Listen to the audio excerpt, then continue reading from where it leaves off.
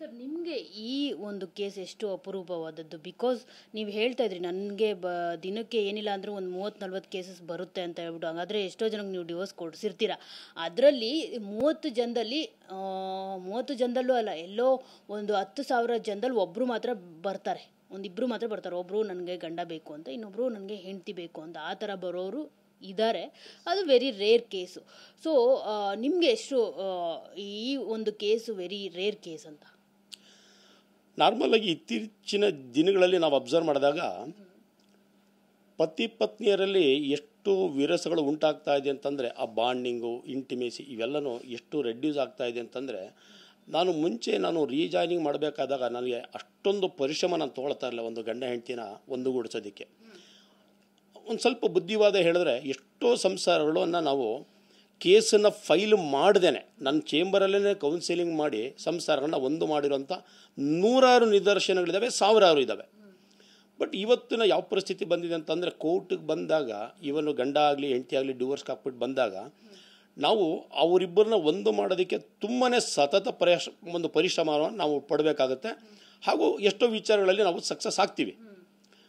ಆದರೆ ಆ ಸಕ್ಸಸ್ಸಿನ ರೇಟು ಮುಂಚೆಗೆ ಕಂಪೇರ್ ಮಾಡಿದ್ರೆ ಇವತ್ತಿನ ದಿನಗಳಲ್ಲಿ ಸ್ವಲ್ಪ ಕಮ್ಮಿ ಆಗಿದೆ. ಯಾಕೆ ಅಂತಂದರೆ, ಅವರು ಒಂದು ಮೈಂಡಲ್ಲಿ ಯಾವ ಥರ ತೀರ್ಮಾನ ಮಾಡ್ಕೊಂಡು ಬರ್ತಾರೆ ಅಂತಂದರೆ, ನಾವು ಡಿವೋರ್ಸ್ ತೊಗೋಬೇಕು, ನಾವು ಡಿವೋರ್ಸ್ ತೊಗೋಬೇಕು ಅಷ್ಟೇ, ಯಾರು ಏನೇ ಒಂದು ನಮಗೆ ಕೌನ್ಸಿಲಿಂಗ್ ಮಾಡಲಿ ನಮಗೆ ಬೇಕಾಗಿಲ್ಲ ಅನ್ನೋಂಥ ಆಲ್ರೆಡಿ ಮನಸ್ಥಿತಿನ ಇಟ್ಕೊಂಡೇ ಇವತ್ತು ಎಷ್ಟೋ ಜನ ಫ್ಯಾಮಿಲಿಗಳು ಬರ್ತಾ ಇದ್ದಾರೆ.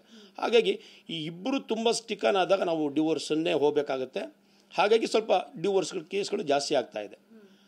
ಈ ಒಂದು ಮಾಡೋವಂಥದ್ದು ಅಥವಾ ಈ ಡಿವೋರ್ಸ್ ಕೇಸು ಡಿಸ್ಮಿಸ್ ಮಾಡೋಂಥ ವಿಚಾರಗಳು ಬಂದಾಗ ಇದು ತುಂಬಾ ಪರಿಶ್ರಮ ಮತ್ತು ತುಂಬಾ ಇತ್ತೀಚಿನ ದಿನಗಳಲ್ಲಿ ತುಂಬ ರೇರ್ ಆಗ್ತಾ ಇದೆ. ಅದರಲ್ಲೂ ಡಿವೋರ್ಸು ಡಿಸ್ಮಿಸ್ ಆಗುವಂಥ ವಿಚಾರ ತುಂಬ ವಿರಳ ಆಗ್ತಾ ಇದೆ. ಈಗ ನಾರ್ಮಲಾಗಿ ಡಿವೋರ್ಸ್ಗಳು ಸಂಖ್ಯೆ ರೀಜಾಯ್ನಿಂಗಿಗೆ ಸಂಖ್ಯೆಗೆ ಕಂಪೇರ್ ಮಾಡಿದ್ರೆ ಜಾಸ್ತಿ ಇದೆ ಡಿವೋರ್ಸದು. ತುಂಬ ಜನ ನನಗೆ ತಮಾಷೆ ಮಾಡ್ತಾರೆ, BN ನಾಗರಾಜ್ ಅವರು ಡಿವೋರ್ಸ್ ಕೇಸನ್ನೇ ಜಾಸ್ತಿ ತೊಗೊಳ್ತಾರೆ ಮತ್ತು ಫ್ಯಾಮಿಲಿ ಕೇಸನ್ನೇ ಜಾಸ್ತಿ ತೊಗೊಳ್ತಾರೆ ಅಂತ. ಒಂದೇನು ಅಂತಂದರೆ, ನಾನು ಫ್ಯಾಮಿಲಿ ಕೇಸಸ್ಸಿನ ಎಕ್ಸ್ಕ್ಲೂಸಿವಾಗಿ ತೊಗೊಳ್ತೀನಿ.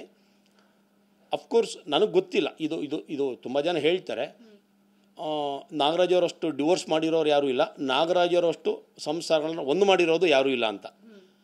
ಅದು ನನಗೆ ಗೊತ್ತಿಲ್ಲ, ಅದು ನನಗೆ. ಬಟ್ ಒಂದು ಮಾಡಿರೋದು ಕೂಡ ಸಾವಿರಾರಿದ್ದಾವೆ, ಡಿವೋರ್ಸ್ಗಳಾಗಿರೋದು ಕೂಡ ಸಾವಿರಾರಿದ್ದಾವೆ.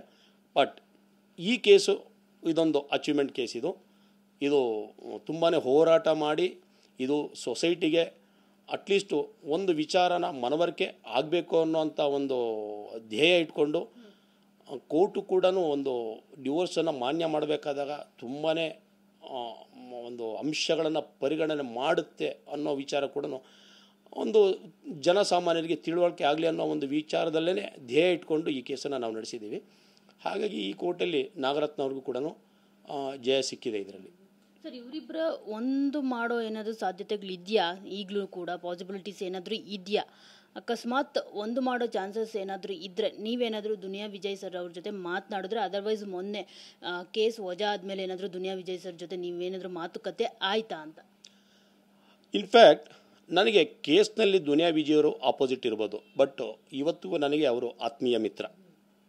ಇವನ್ ನಾನು ಕೇಸ್ ನಡಿಬೇಕಾದಾಗಲೂ ನಾಗರತ್ನ ಅವ್ರ ಕೇಸನ್ನು ನಡಿಬೇಕಾದಾಗಲೇ ನಾನು ನಾಗರತ್ನ ಜೊತೆಯಲ್ಲಿ ಎಷ್ಟು ಚೆನ್ನಾಗಿ ಮಾತಾಡ್ತಿದ್ದೆ, ದುನಿಯಾ ವಿಜಯ್ ಅವ್ರ ಜೊತೆನೂ ನಾನು ಅಷ್ಟೇ ಚೆನ್ನಾಗಿ ಮಾತಾಡ್ತೀನಿ, ಅಷ್ಟೇ ಚೆನ್ನಾಗೂ ಮಾತಾಡ್ತಿದ್ದೆ.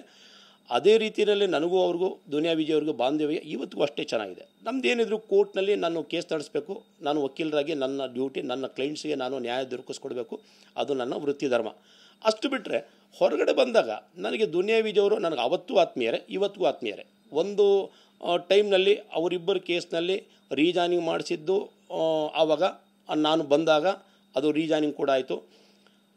ಅದೇ ರೀತಿಯಲ್ಲಿ ಈಗಲೂ ಕೂಡ ಸಾಧ್ಯತೆಗಳು ತುಂಬ ಚೆನ್ನಾಗಿತ್ತು. ಇರಲಿ, ಇದು ಜಡ್ಜ್ಮೆಂಟ್ ಏನಾದರೂ ಬರಲಿ, ಬಟ್ ಈಗಲೂ ನನ್ನ ಒಂದು ಅನಿಸಿಕೆ ಮತ್ತು ಒಂದು ಹೋಪ್ ನನಗಿದೆ, ಇವತ್ತಿಗೂ ಕೂಡ ಅವ್ರ ಸಂಸಾರ ಒಂದಾಗುವಂಥ ಚಾನ್ಸಸ್ ತುಂಬ ಚೆನ್ನಾಗಿದೆ. ಯಾಕೆಂತಂದರೆ ಇವತ್ತಿಗೂ ವಿಜಯವರು ಅವ್ರ ಮಕ್ಕಳನ್ನ ನೋಡ್ಕೊಳ್ಳೋ ವಿಚಾರದಲ್ಲಿ ನಾವು ಕೂಡ ಕೋರ್ಟ್ನಲ್ಲಿ ಹೇಳಿದ್ವಿ, ನಿಮ್ಮ ಮಕ್ಕಳನ್ನ ಚೆನ್ನಾಗಿ ನೋಡ್ಕೊಳ್ತಾ ಇದ್ದೀರಾ. ನಾನು ಯಾವತ್ತೂ ದುನಿಯಾ ವಿಜಯ್ ಬಗ್ಗೆ ನಾನು ತುಂಬ ಚೆನ್ನಾಗಿ ಪಾಸಿಟಿವ್ ಆಗಿ ಇವತ್ತಿಗೂ ಮಾತಾಡಿದ್ದೀನಿ, ಈವನ್ ಕೋರ್ಟ್ನಲ್ಲೂ ಕೂಡ. ಯಾಕೆಂತಂದರೆ ಡೆಫಿನೆಟ್ಲಿ ಯಾಕೆಂತಂದರೆ ಅವರು ಕೂಡ ಹಲವಾರು ಕರ್ತವ್ಯಗಳನ್ನು ಮಕ್ಕಳಿಗೆ ತಂದೆಯಾಗಿ ಅವರು ಚೆನ್ನಾಗಿ ನೋಡ್ಕೊಳ್ತಾ ಇದ್ದಾರೆ. ಅವರೊಂದು ಎಜುಕೇಷನ್ ಕೊಡ್ತಿರೋ ವಿಚಾರಗಳಲ್ಲಿ ಇರ್ಬೋದು, ಎಲ್ಲ ವಿಚಾರಗಳಲ್ಲೂ ಕೂಡ ಅವರು ಚೆನ್ನಾಗಿ ನೋಡ್ಕೊಳ್ತಾ ಇದ್ದಾರೆ. ಹಾಗಾಗಿ ನನಗೆ ಇವತ್ತಿಗೂ ಕೂಡ ನನಗೆ ಒಂದು ಹೋಪ್ ಇದೆ, ಇವರಿಬ್ಬರ ಸಂಸಾರ ಒಂದಾಗುತ್ತೆ, ಇವರಿಬ್ಬರು ಒಂದಾಗ್ತಾರೆ, ಒಟ್ಟಿಗೆ ಈ ಸೊಸೈಟಿನಲ್ಲಿ ಇವರಿಬ್ಬರು ಒಂದಾಗಿ ಒಂದು ಒಳ್ಳೆಯ ಜೀವನವನ್ನು ನಡೆಸಿ ಸೊಸೈಟಿಗೆ ಒಂದು ಮಾರ್ಗದರ್ಶಕರಾಗಿ ನಿಲ್ತಾರೆ ಅನ್ನೋ ಒಂದು ಆಶಾಭಾವನೆ ಇವತ್ತಿಗೂ ನನ್ನಲ್ಲಿದೆ.